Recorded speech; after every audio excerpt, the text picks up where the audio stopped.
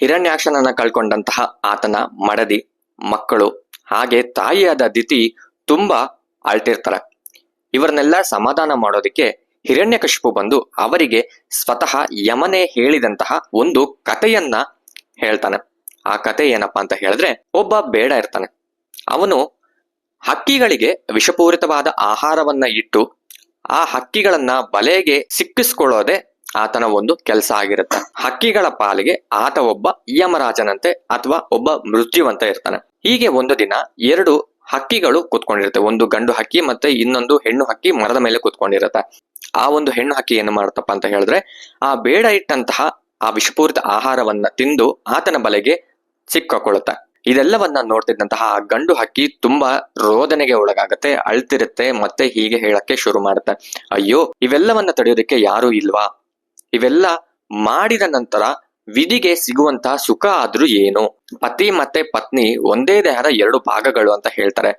ನನ್ನ ಪತ್ನಿಯನ್ನ ಕಳ್ಕೊಂಡಂತಹ ಅರ್ಧ ಭಾಗ ನಾನೇನು ಮಾಡ್ಕೊಂಡ್ಲಿ? ಈ ಅರ್ಧ ಭಾಗದಿಂದ ನನಗೇನು ಉಪಯೋಗ ಇದೆ? ನನ್ನ ಹೆಂಡತಿಯನ್ನ ಯಾರು ಕಾಪಾಡೋರಿಲ್ವಾ?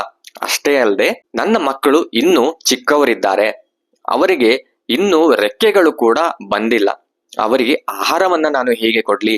ಅವರ ಪೋಷಣೆಯನ್ನ ನಾನು ಹೇಗೆ ಮಾಡ್ಲಿ ಅಂತ ಯೋಚನೆ ಮಾಡ್ತಿರ್ಬೇಕಂದ್ರೆ ಬೇಡ ದೂರದಿಂದ ಆ ಗಂಡು ಹಕ್ಕಿಗೆ ಅಂದ್ರೆ ಅಳ್ತಿದ್ದಂತಹ ಆ ಗಂಡು ಹಕ್ಕಿಗೆ ಬಾಣವನ್ನ ಇಟ್ಟು ಅದನ್ನ ಕೊಲ್ತಾನೆ.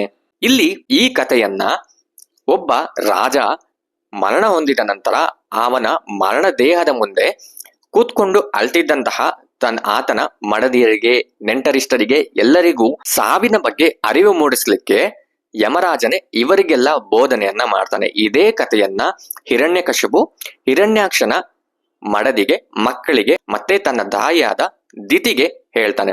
ಇದರಲ್ಲಿರುವ ತತ್ವ ಏನಪ್ಪಾ ಅಂತ ಹೇಳಿದ್ರೆ, ನಾವು ಕುತ್ಕೊಂಡು ಅಳ್ತಿರೋದು ಒಂದು ಸತ್ತ ದೇಹದ ಮುಂದೆ. ಆತ್ಮಕ್ಕೆ ಸಾವಿಲ್ಲ, ಕೇವಲ ದೇಹಕ್ಕೆ ಮಾತ್ರ ಸಾವು.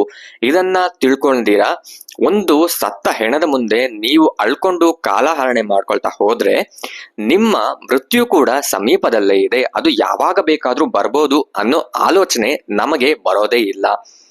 ಈ ಆಲೋಚನೆಯನ್ನ ತಲೆಯಲ್ಲಿಟ್ಕೊಂಡು ನೀವು ಆ ಸತ್ತ ಹೆಣದ ಮುಂದೆ ಶೋಕಿಸುವ ಅವಶ್ಯಕತೆ ಇಲ್ಲ. ಯಾಕಂದ್ರೆ ಈಗಾಗ್ಲೇ ಆ ದೇಹವನ್ನ ಬಿಟ್ಟಂತಹ ಆ ಒಂದು ಆತ್ಮ ತನ್ನ ಕರ್ಮದ ಅನುಸಾರ ಈಗಾಗ್ಲೇ ಬೇರೆ ದೇಹವನ್ನ ಪ್ರವೇಶಿಸಿರುತ್ತೆ. ಅದಕ್ಕಾಗಿ ನೀವು ಯಾವ ಜೀವವಿಲ್ದಿರುವ ಒಂದು ಹೆಣದ ಮುಂದೆ ಕುತ್ಕೊಂಡು ಅಳ್ತಿದ್ದೀರೋ ಆ ಹೆಣ ಎದ್ದು ಬಂದು ನೀವ್ ಯಾಕೆ ಹೇಳ್ತಿದ್ದೀರಾ ಅಂತ ಕೇಳಲ್ಲ. ಹಾಗಾಗಿ ನೀವು ಆ ಹೆಣದ ಮುಂದೆ ಅಳ್ಕೊಂಡು ಟೈಮ್ ವೇಸ್ಟ್ ಮಾಡೋದು ಯಾವುದೇ ಪ್ರಯೋಜನ ಇಲ್ಲ. ನೀವು ಮೂರ್ಖರು ಅನ್ನೋದನ್ನ ಕೂಡ ಒಬ್ಬ ಬಾಲಕನ ರೂಪದಲ್ಲಿ ಬಂದಂತಹ ಯಮರಾಜ ಆ ನೆಂಟರಿಷ್ಟರಿಗೆ ಹೇಳ್ತಾನೆ. ಈ ಕಥೆಯನ್ನ ಉದಾಹರಣೆಯನ್ನಾಗಿ ಕೊಟ್ಟು ಹಿರಣ್ಯಕಶಿಪು ಹಿರಣ್ಯಾಕ್ಷನ ಸಾವಿನ ಆ ನೋವಲ್ಲಿದ್ದಂತಹ ದಿತಿ, ಹಿರಣ್ಯಾಕ್ಷನ ಮಕ್ಕಳು, ತನ್ನ ಮಡದಿಗೆ ಜ್ಞಾನೋದಯವಾಗ್ಲಿಕ್ಕೆ ಈ ಕಥೆಯನ್ನ ಹೇಳ್ತಾನೆ. ನಾವು ಕೂಡ ಅಷ್ಟೇ, ಯಾರಾದ್ರೂ ಒಬ್ರು ಮರಣ ಹೊಂದಿದ ನಂತರ ಅವರ ಮುಂದೆ ಕುತ್ಕೊಂಡು ತುಂಬಾ ಅಳೋದು, ಹಾಗೆ ಅವರ ಆ ಒಂದು ನೋವಲ್ಲೇ ತುಂಬಾ ದಿನ ಕಳೆಯೋದು, ಇವೆಲ್ಲವನ್ನ ಮಾಡಬಾರ್ದು. ಯಾಕಂದ್ರೆ ನಮ್ಮ ಮೃತ್ಯು ಕೂಡ ಯಾವಾಗ ಬೇಕಾದ್ರೂ ಬರ್ಬೋದು, ಯಾವ ಕ್ಷಣದಲ್ಲಿ ಬೇಕಾದ್ರೂ ಬರ್ಬೋದು. ಅದನ್ನ ನಾವು ತಲೆಯಲ್ಲಿಟ್ಕೋಬಹುದು. ಸಾವು ಸಹಜ, ದೇಹಕ್ಕೆ ಮರಣ ಇದೆ ಹೊರತು ಆತ್ಮಕ್ಕೆ ಇಲ್ಲ. ಹಾಗಾಗಿ ದೇಹ ಹೋದ ನಂತರ ನಶ್ವರವಾಗುವಂತಹ ಈ ದೇಹದ ಬಗ್ಗೆ ಅಷ್ಟೊಂದು ತಲೆ ಕೆಡಿಸ್ಕೊಳ್ಳುವಂತ ಅವಶ್ಯಕತೆ ಇಲ್ಲ ಅನ್ನೋದು ಇಲ್ಲಿ ಒಂದು ತತ್ವವಾಗಿದೆ. ಹರೇ ಕೃಷ್ಣ.